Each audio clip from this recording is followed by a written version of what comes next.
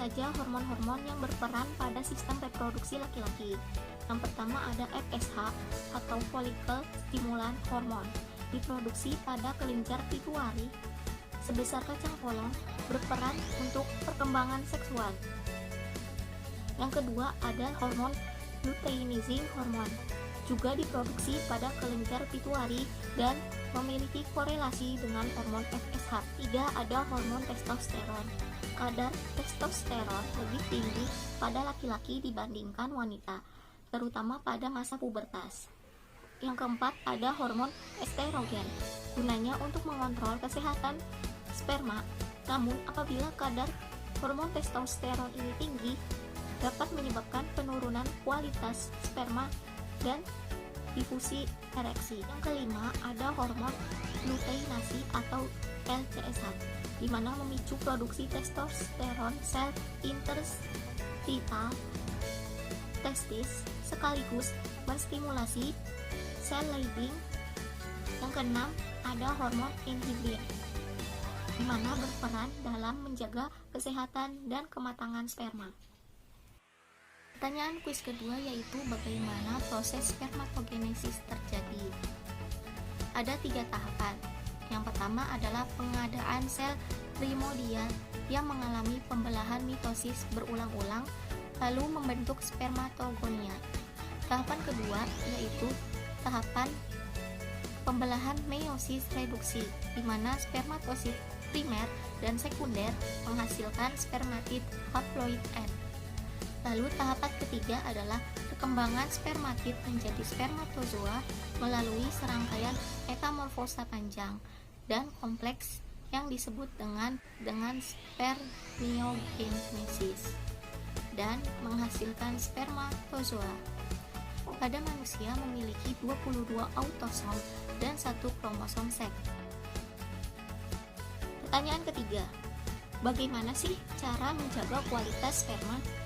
Di antaranya dengan menjaga asupan nutrisi, dengan menjaga pola makan, dengan memakan makanan yang sehat seperti sayur, daging, dan juga buah-buahan. Yang kedua, mengkonsumsi vitamin dan mineral. Yang keempat, mengkonsumsi suplemen penambah kualitas sperma. Dan yang terakhir, melakukan pola hidup sehat, yaitu dengan rajin berolahraga. Pertanyaan keempat, bagaimana alur pengeluaran sperma? Yang pertama, ada stimulasi ereksi, di mana bisa terjadi dengan adanya stimulus seksual. Stimulus ini dapat berupa visual ataupun rangsangan secara langsung dan mengakibatkan stimulasi ereksi pada tahap stimulasi, yang dimana akan keluar cairan pra-ejakulasi terlebih dahulu yang umumnya tidak mengandung sperma. Yang kedua ada ejakulasi, adalah puncak dari hubungan seksual, di mana adanya aktivitas persarapan simpatis. Pada fase ini akan terjadi cairan semen yang mengandung sperma yang dikeluarkan secara ritmik melalui kontraksi ritmik terjadi akibat penis memiliki otot bulbulus spongius. Yang ketiga adalah masa refraktor, di mana saat pria memasuki masa tidak dapat ekspresi lagi. Umumnya pria muda lebih cepat untuk masa reflektornya, dan pria yang sudah berumur biasanya pada masa ini selesai dalam beberapa menit sampai 15 menit. Kuis nomor 5, gangguan apa saja pada sistem reproduksi pria? Yang pertama ada hernia inguinal, menyebabkan testis terlihat lebih besar. Yang kedua, hidrokel, di mana kondisi kantong testis dipenuhi cairan yang mengelilinginya. Yang ketiga, ada balanitis, kondisi iritasi atau peradangan pada bagian ujung penis.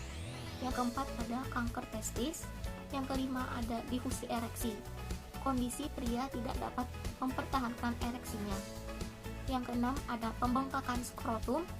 Dan yang ketujuh adalah gangguan prostat. Biasanya gangguan prostat ini menyerang pria berusia tua atau 50 tahun ke atas. Terima kasih.